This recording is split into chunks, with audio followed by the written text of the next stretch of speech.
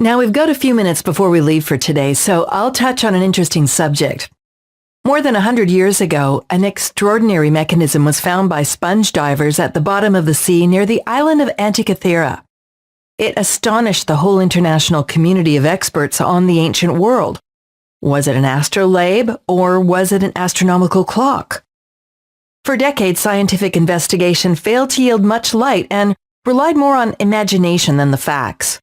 However, research over the last half-century has begun to reveal its secrets.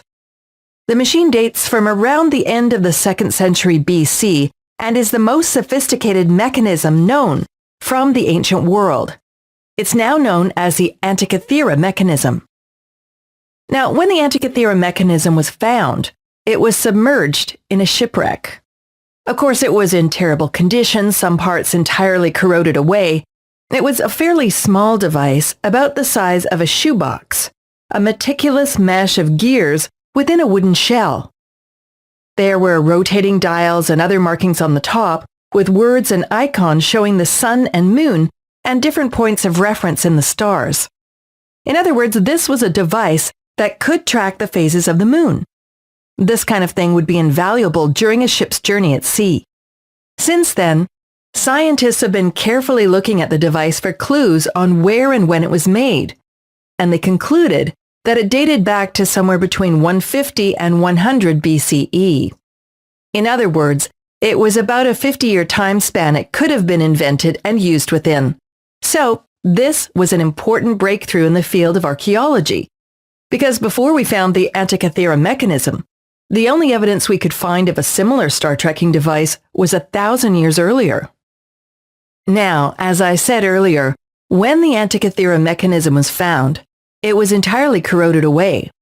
This is because the Antikythera mechanism is made entirely of bronze. Well, this would make sense, as bronze was widely used in Greece back then. In fact, because bronze was malleable, it was easy to melt the metal down into bronze coins, which was used as money in Greece. Okay, back to where I said about the Antikythera mechanism being made of bronze.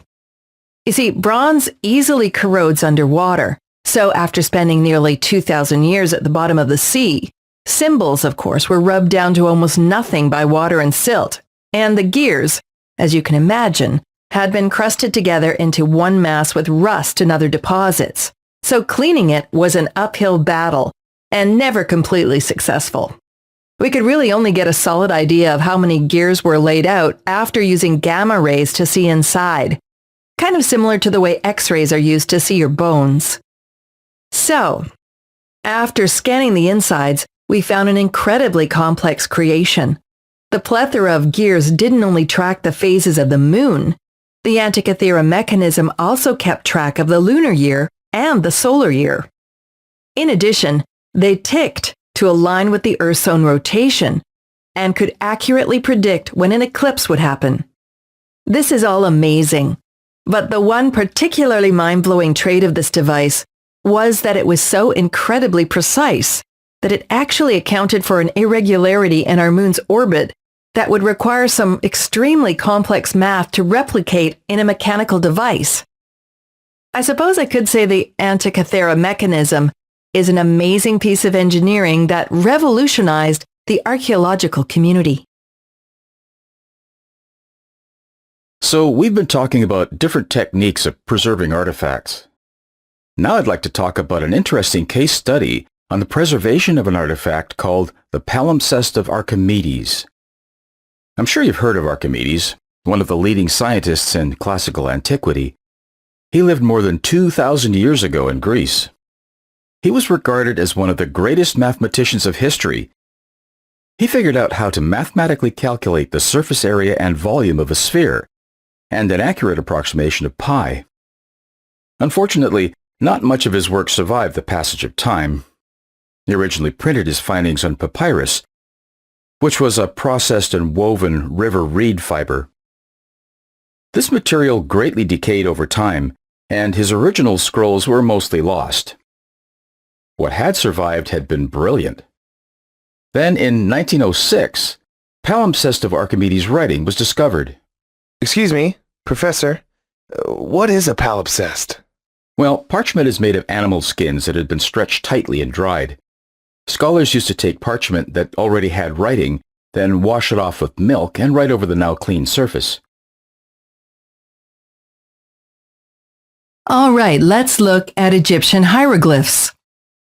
Egyptian hieroglyphs are the ancient Egyptian writings found in ancient Egypt on walls, monuments, and on the inside and outside of temples. Hieroglyphic writing ended abruptly about 1600 years ago, and it mystified a lot of people in the study of Egyptian artifacts and archaeology for many, many centuries. In 1799, a French soldier discovers a black basalt slab inscribed with ancient Egyptian writing near the town of Rosetta. The Rosetta Stone is arguably the most famous archaeological artifact ever discovered. It's written in 3 scripts being used in Egypt. The first was hieroglyphic, which was the script used for important or religious documents. The second was demotic, which was the common script of Egypt and was used for more mundane matters like administrative documents. The third was Greek, which was the language of the rulers of Egypt at that time. Now, here's an important part to remember. Hieroglyphic and the demotic were replaced by Coptic scripts, and eventually the Arabic language replaced Coptic, and this cut off the linguistic link between ancient and modern Egypt and make it difficult for scholars to decipher. Thomas Young, an English scholar, was the first to seriously attempt to decipher the symbols on the Rosetta Stone. He suspected that the hieroglyphs were phonetic symbols, that they represented its sounds rather than pictures. Until then, all scholars assumed that hieroglyphs were pictographs, that they symbolize objects or concepts. Thomas Young focused his attention on one set of hieroglyphs that he thought would probably spell out a single word, the name of a king or queen. He guessed that the symbols represented the name of the early Egyptian ruler Ptolemy, since Ptolemy was also written in Greek on the stone and was indeed a Greek name. And Young did actually prove that these hieroglyphs represented sounds rather than whole words. However, he finally dismissed his own findings as an anomaly because the Ptolemaic dynasty was Greek, not Egyptian. In other words, he figured it was an exception to the rule. It was phonetic because it was Greek, not Egyptian. How else could an Egyptian depict a Greek name other than spell it out?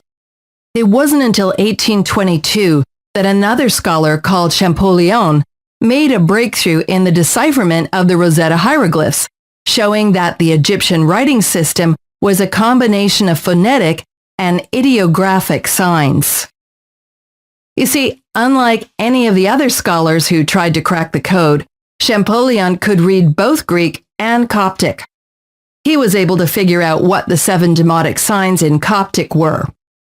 By looking at how these signs were used in Coptic, he was able to work out what they stood for. Then he began tracing these demotic signs back to hieroglyphic signs. By working out what some hieroglyphs stood for, he could make educated guesses about what the other hieroglyphs stood for. We've recently gone over a number of ancient societies and looked at how they tamed animals like chickens or cows for food and other resources. Today, we'll be focusing on the Botai people. The Botai people lived in Central Asia, what is now northern Kazakhstan, over 5,000 years ago. Everything we know about this ancient culture comes from 3 rich archaeological digs. Unlike many Western cultures at the time, the Botai people were not nomadic, but they didn't tend to farms or agriculture like many other sedentary peoples. They built villages with hundreds of homes, and we have a lot of evidence that they domesticated horses to aid them in their daily lives. This would make sense, because horses were native to the area and could withstand the rough climate. Without a need for heated barns or terribly rich food, the Botai people could rely on these horses for clothing, food, and transportation.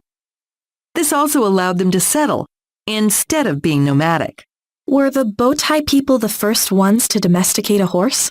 No, horses had been domesticated a bit earlier, and historians believe it was to the northeast, further into Russia, where the first domesticated horses originated. However, it's quite feasible that those people migrated southeast into what is now Kazakhstan, either forming these bowtie people or passing on their methods. Couldn't the horse have just been hunted and killed? How do we know the bones mean the horses were domesticated?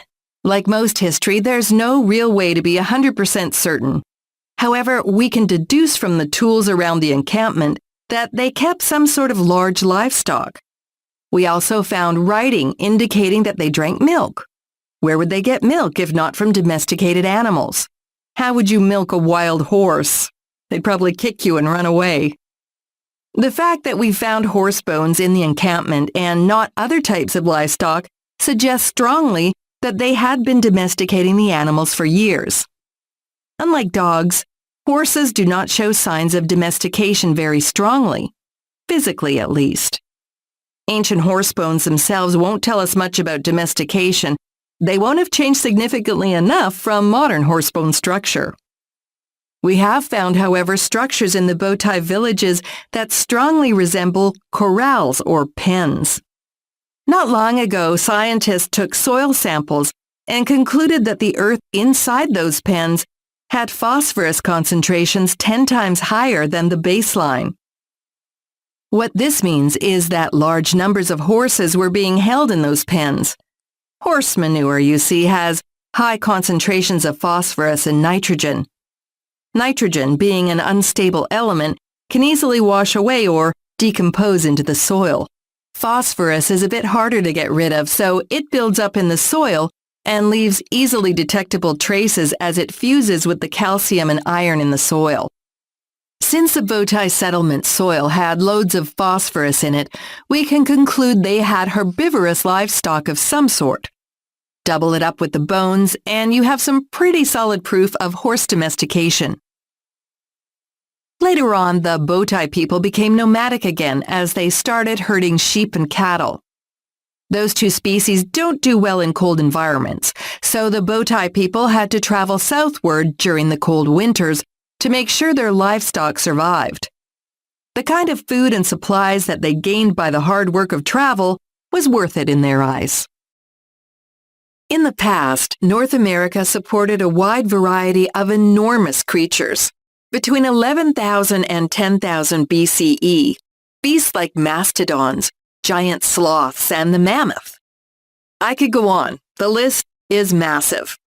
Rather suddenly, around 10,000 BCE, all of these enormous beasts had vanished. They were North American megafauna, and they were gone. No one is exactly sure what happened to them, but several theories have been discussed. Human hunting is one theory. The beasts could have been hunted to extinction. At the time that those animals roamed the continent, the humans were called the Clovis people. There's a site in Southern California featuring those people. Within the site is a number of tools for processing meat, as well as spear points, fireplaces, and the skeletons of 13 mammoths. Mammoth bones have also been found at other Clovis people excavation sites. However, just because they hunted the mammals didn't mean they did so to extinction. Further evidence to the contrary includes strong hints that the Clovis people tended to favor plant gathering and small game hunting. Likewise, similar gatherings of mammoth skeletons have been found at what is obviously the site of an ancient natural disaster. Avalanche, flood. Any one of these could kill a large group of them. Perhaps at the Clovis site mentioned, the humans only took advantage of the aftermath of a natural disaster before they too were claimed. Another theory is that of severe climate change. Around 11,000 BCE, humans started settling into areas instead of being nomadic hunter-gatherers. The world was moving into one of its interglacial periods, or the warm times between ice ages. Due to carbon dioxide and methane buildups in the atmosphere, the entire world was insulated and warmed up significantly. With warmer weathers, animals built to live in extreme colds would suffer stress in the heat, and die from heat stroke or dehydration. Their physiology simply couldn't cope. We take for granted that there are tropical zones near the equator, grasslands, woodlands, and finally tundra as you move northward. During Ice Age periods, the plants would have all been fairly mixed together with high plant diversity in any one area. With warmer climates, plants expanded outward, survived as best they could, and resulted in more plant volume, but less diversity in each area. Another theory, in addition to the heat stroke one, is that large animals like our megafauna could not get the plant diversity needed for their large diets and died of malnutrition. While that may seem like a sound theory, it does have one fatal flaw. The world goes through cycles like this regularly, and the last ice age followed by an interglacial period had no mass extinction. An article was recently published about an archaeologist using the latest technology to try and solve this puzzle. He scripted a computer program that would simulate the effects of certain environmental changes on a mammoth. For example, if a drought persisted for a dozen years, or hunters culled 10% of the total mammoth population, what would happen? While no solid conclusion was made, he did have this to say: hunters killing off every mammoth was not needed to push them toward extinction. Huge creatures like elephants and, by extension, mammoths reproduce very slowly. The man created a simulation where humans killed off a few young females from the herd and gave them some added environmental stress. The simulated mammoth herd all died within a few decades. For now, scientists suspect a mixture of hunting and changing climate would have done the trick to smother these mighty beasts. Unfortunately, we still do not have a concrete answer, and no amount of computer simulations will replace finding solid evidence. In this lecture series, we're going to look at the most prominent anthropologist, Franz Uri Boas, a German anthropologist born in 1858, who later came to live in America and is generally known as the father of American anthropology. Before we can consider Boas's contribution, we need to look at the state anthropology was in before he came onto the scene. Although there was some serious work being done in anthropology at the time, the field was heavily peopled with untrained adventurers and armchair philosophers. They used small scraps of information, haphazardly gathered and riddled with bias, to back up the point they wanted to make. Boas's background countered this. His parents held a disdain for dogma, which meant that Boas was free to question different beliefs unhindered. He was attracted to the natural sciences. As he grew older, he did more rigorous studies and experiments, and studied mathematics, physics, and geography. What put him on the anthropological track was a geographic expedition to the Arctic that he took in 1883. This background was, I think it's fair to say, fundamental with regards to what Boas brought to the field, because he introduced methodology and scientific method to the field. He believed that you could only formulate theories and conclusions after thorough and rigorous collection of data and the examination of hard evidence. One of Boas's main contributions to anthropological thought was his rejection of the evolutionary approach to culture. This approach assumed that all societies progress through certain technological and cultural stages, in hierarchical form, until they reach the peak, the zenith, which of course was the Western European culture. According to Boas, this was all bunkum. There was no process towards a so-called higher form of culture. Each society, he said, was uniquely adapted to the set of circumstances in which it had arisen.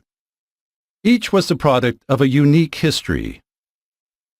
His ideas paralleled those of Charles Darwin, whose own conception of evolution was that change occurred in response to pressures and opportunities. This idea was what shaped Boas's work in museums, for which he was, at first, heavily criticized. At the time, museums were laid out in this way. Cultures considered primitive were set out first, and then gradually more so-called advanced or higher cultures were set out in progression. But Boas rejected that.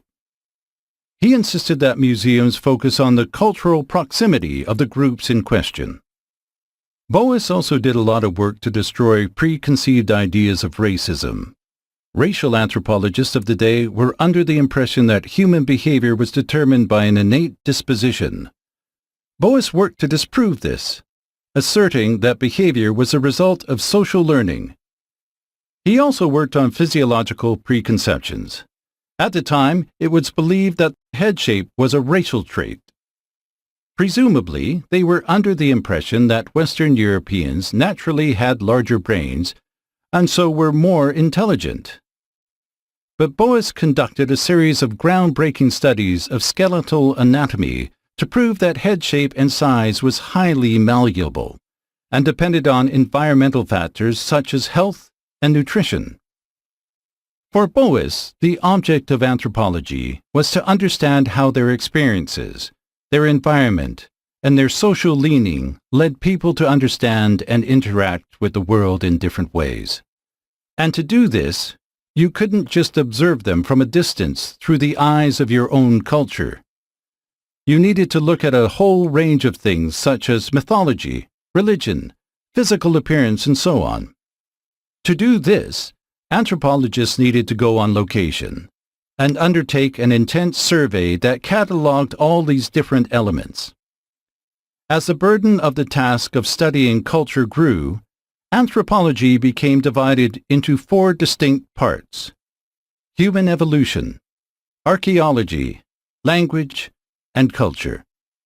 In short, Boas left behind a considerable legacy to the field of anthropology. In terms of his scientific methodology, his cultural relativism, and his tireless efforts to end racial bigotry and oppression.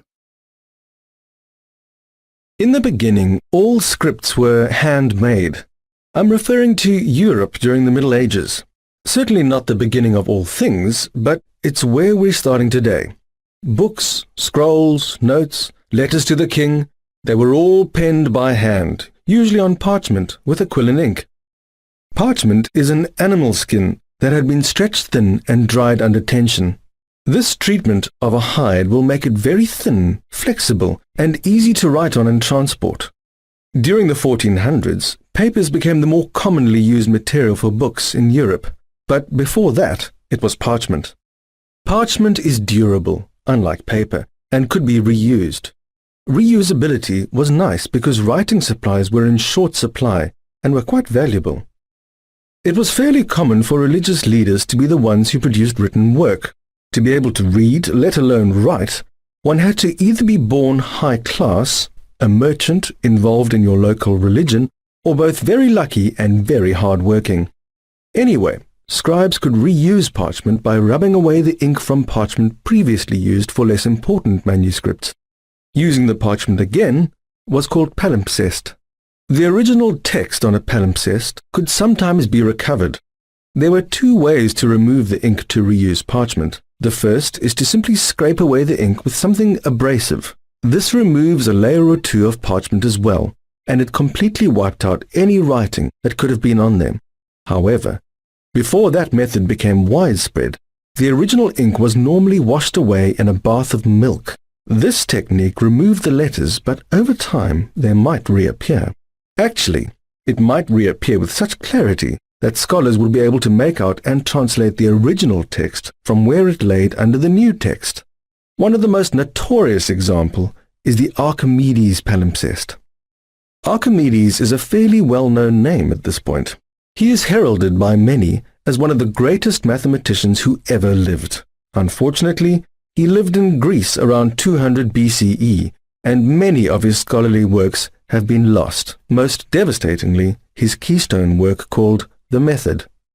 In 1998, just 17 years ago, a book of prayers from that time period was sold for millions of dollars.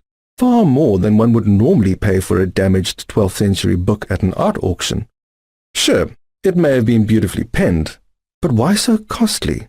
Well, it had been discovered that the book was a palimpsest, and under the prayers on the surface was a manually penned script of mathematical theorems and diagrams from Archimedes himself. His writings were originally on papyrus, which is a form of paper made from woven and processed river reeds.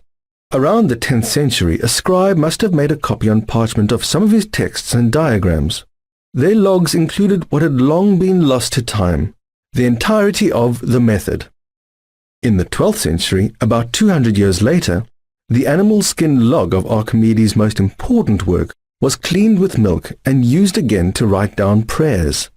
The page, the parchment itself, was preserved well enough for the original ink to reappear after hundreds of years. It wasn't until 1906 that the prayer book was found by a scholar who could realize it was a palimpsest. Upon further analysis, that resurfaced layer of text could only be the method.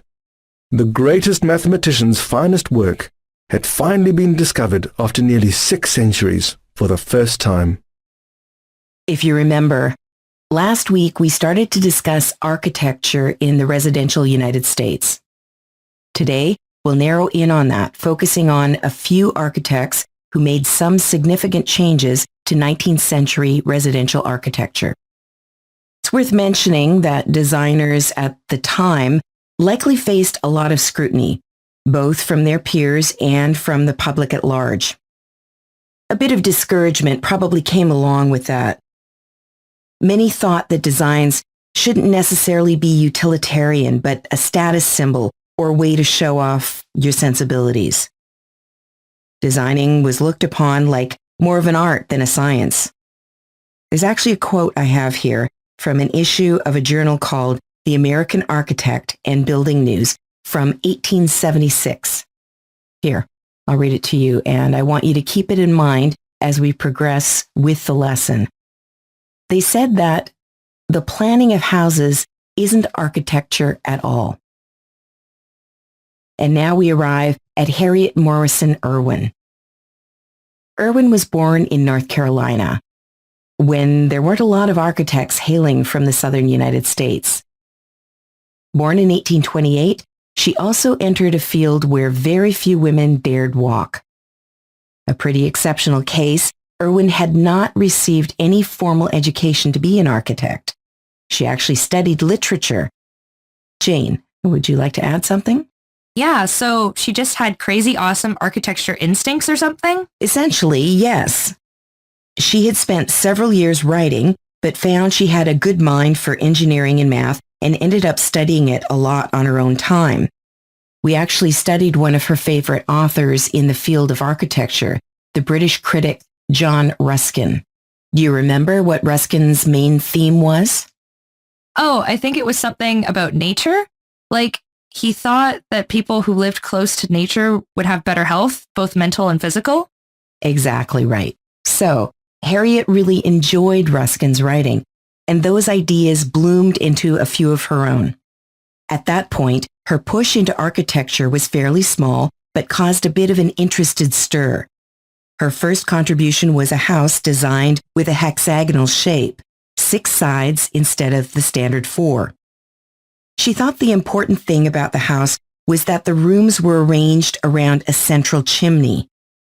This central chimney, as you can imagine, provided heat in the winter to each of the 6 rooms equally. It also had an interesting flip for the summer. Harriet made sure there were windows on every outside wall to provide each room with natural lighting and a view of the outdoors. These doubled in the summer, when one could open the windows and doors combined with the chimney flue and produce a noticeable breeze.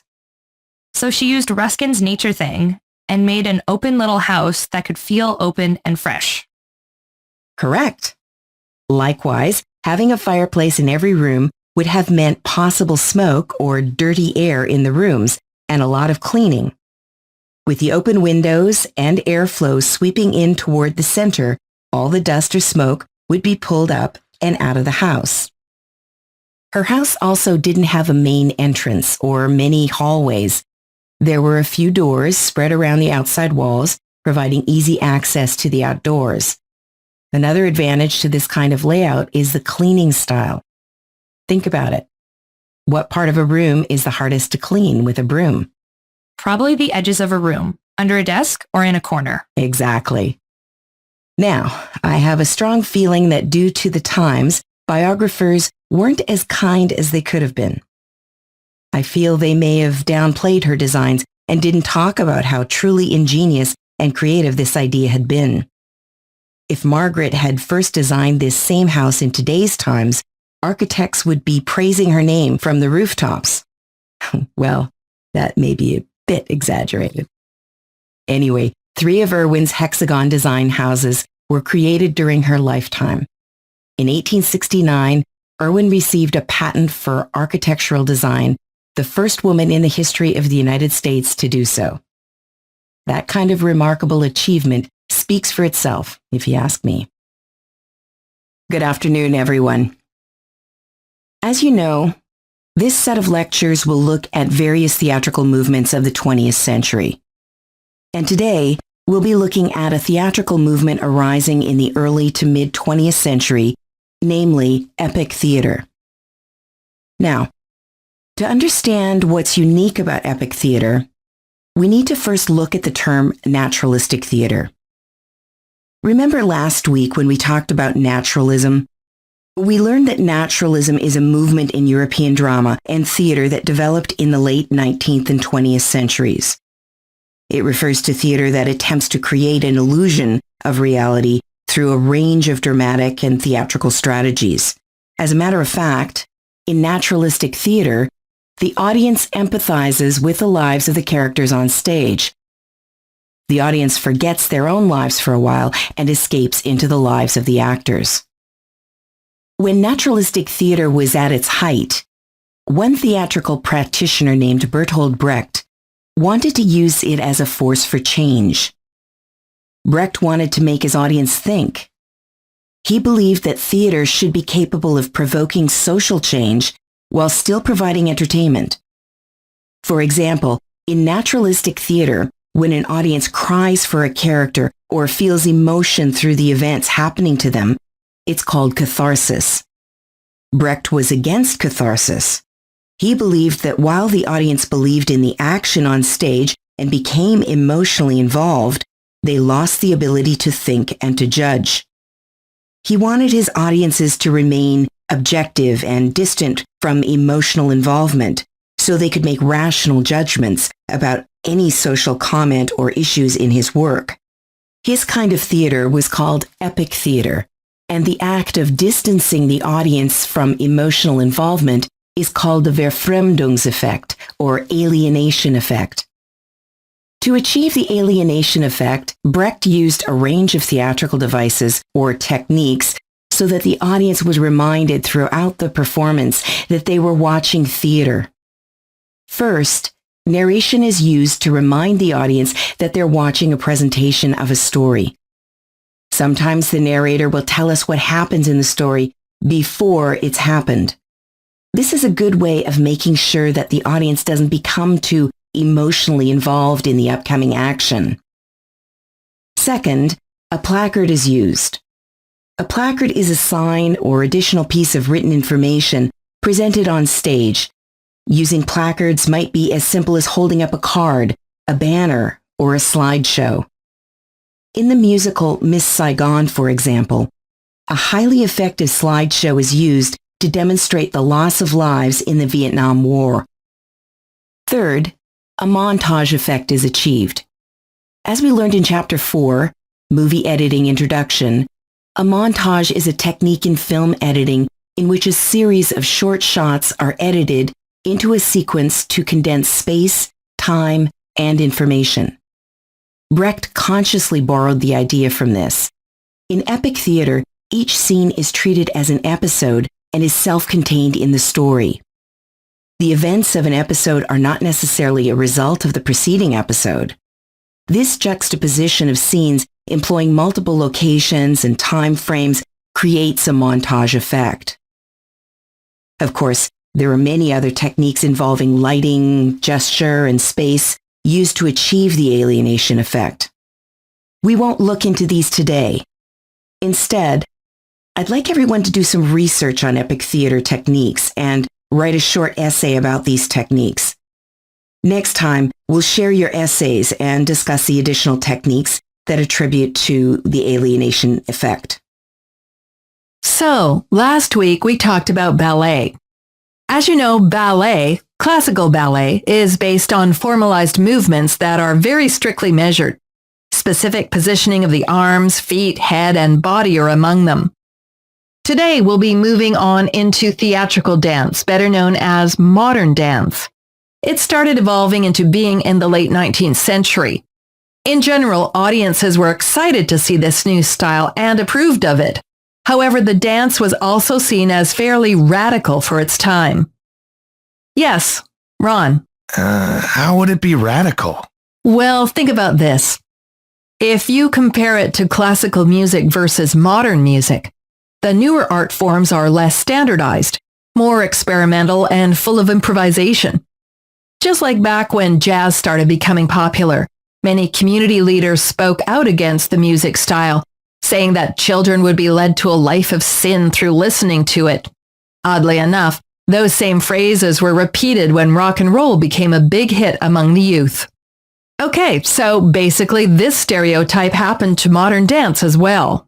Modern dancers tried to show emotions and movement within the music itself, demonstrating with their bodies and trying to convey those emotions to the viewers. In comparison, classical ballet requires those emotions to be told through strictly formalized movements. So, how was modern dance created? Well, Isadora Duncan was the innovator of modern dance. She was born in 1878 and briefly studied ballet as a child. She found it too restrictive, not creative enough. She quickly grew tired of the rigorous training into forms and developed her own style called free dance. By age 14, she'd started a class to teach young children her style, organizing recitals with them. Now, her early technique was based on the natural forms of children as they run, skip, and gesture when they tell stories. It also incorporated the movements of nature, like trees swaying in the wind or stones being tumbled as a wave crashes upon them. Her gestures were expressive and emotional.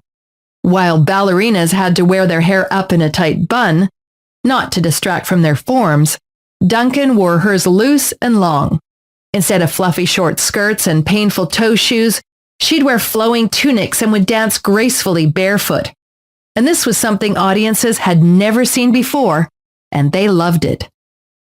Now, a little interesting story about her. When she was younger but still in her career, Duncan attended a ballet concert led by the famous ballerina Anna Pavlova. Interested in knowing a dancer so different than herself, Pavlova invited Duncan to a practice as an observer. Duncan accepted and was horrified at what she saw. The ballerinas practiced on tiptoes for hours, and their feet were deeply bruised by toe shoes. The movements they practiced, she said, seemed painful and possibly harmful. After the practice, Duncan publicly announced that she thought ballet was a form of acrobatics, a complicated and excruciating mechanism.